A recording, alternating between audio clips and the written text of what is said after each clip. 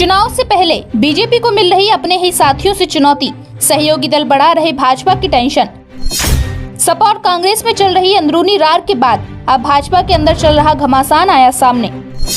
लोकसभा चुनाव से पहले बीजेपी के साथियों ने बढ़ाया यूपी की सियासत का पारा, चुनाव से पहले होगा बवाल।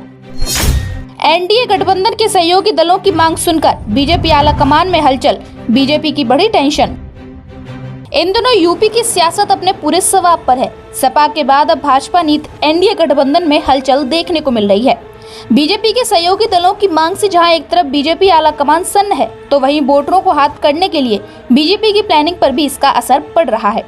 दरअसल मिशन 2024 फतह करने के लिए भाजपा का फोकस ओबीसी मतदाताओं पर है। ऐसे में एनडीए के सहयोगी दल और अधिक हिस्सेदारी की तैयारी कर रहे हैं। उत्तर प्रदेश में बीजेपी के 3 सहयोगी ओबीसी समुदाय का प्रतिनिधित्व कर रहे हैं। अपना दल एक कुर्मी केंद्रीय पार्टी है। निषाद पार्टी का निषाद जाति समूह से मजबूत आधार है, तो वहीं सुहेलदेव भारतीय समाज पार्टी का राजभर समुदाय में जनाधार है। 2019 के लोकसभा चुनाव में अपना दल ने मिर्जापुर और रॉबर्ट्सगंज की सीटों पर कब्जा किया था। केंद्रीय मंत्री अनुप्रिया पटेल मिर्जापुर से और पकौड़ी लाल कोल रॉबर्ट्सगंज से जीते थे। 2014 में भी अपने दल ने 2 सीटें मिर्जापुर और प्रतापगढ़ पर चुनाव जीतकर जीत हासिल की थी। इस प्रकार पार्टी ने सफलता दर 100% बरकरार रखी है। सूत्रों के मुताबिक अपना दल का इस बार के लोकसभा चुनाव में ज्यादा सीटें हासिल करने का लक्ष्य है। पार्टी ने 5 सीटों पर चुनाव लड़ने का मन बनाया है। पार्टी मिर्जापुर, जौनपुर, कौशाम्बी, प्रयागराज, प्रतापगढ़ और रॉबर्ट्सगंज संसदीय क्षेत्र में अपना दल के चुनाव चिन्ह पर प्रत्याशियों को मैदान में उतारना चाहती है। पहले जाति जनगणना की मांग और अब ओबीसी जातियों के लिए बड़ी हिस्सेदारी को पार्टी रेखांकित कर चुकी है। निषाद पार्टी के प्रमुख संजय निषाद योगी सरकार में मंत्री भी हैं। पहले भी 27 लोकसभा सीटों के लिए दावा कर चुके हैं। मछुआरा समुदाय अत्यंत पिछड़ा वर्ग की बड़ी आबादी है। 2017 के विधानसभा चुनावों में निषाद पार्टी ने केवल 1 सीट जीती थी। विजय मिश्रा ने भदोई के जौनपुर में जीत हासिल की थी। 2022 के विधानसभा चुनाव में जीत की संख्या बढ़कर 6 हो गई, जब उसने बीजेपी के साथ गठबंधन किया। बीजेपी ने संजय निषाद को यूपी विधान परिषद में पहुंचा दिया और उन्हें योगी सरकार में मंत्री पद भी दिला दिया।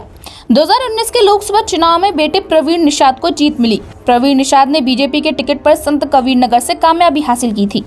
निषाद पार्टी और लोकसभा चुनाव में अपने चुनाव चिन्ह पर लड़ना चाहती है और अपनी राजनीतिक पहचान बनाना चाहती है। मछुआरा को अनुसूचित जाति श्रेणी में शामिल करने की लंबी समय से चली आ रही मांग के लिए संजय निषाद ने उत्तर प्रदेश में एक यात्रा निकाली।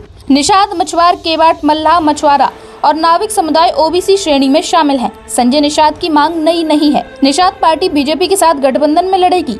इसके अलावा बिहार के एनडीए सहयोगी दल के कुछ निषाद नेता भी मांग को उठा रहे हैं। यात्रा के दौरान योगी जी मछुआ आरक्षण वादा पूरा करो जैसे नारे गूंजते हैं। महत्वपूर्ण वोट बैंक निषाद को सभी पार्टियां लुभाती हैं। खासकर पूर्वी यूपी में 2022 के विधानसभा चुनाव में निषाद पार्टी ने 11 सीटों पर जीत दर्ज की थी। 5 प्रत्याशी बीजेपी के चुनाव चिन्ह पर विजयी हुए थे।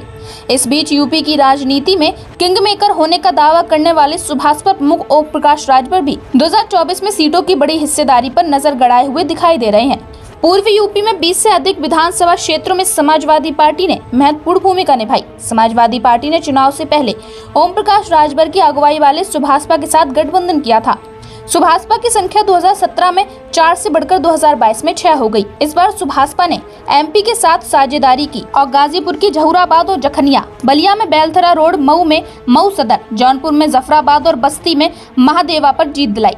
राजभर ने कहा कि समय के साथ हमारी ताकत बढ़ी है और हम अब तक ताकतवर ताकत बन गए हैं, लेकिन उनकी सारी उम्मीदें योगी कैबिनेट में शामिल होने पर टिकी हुई हैं। उनकी नजर बेटे अरुण राजभर के लिए 1 सीट पर भी है।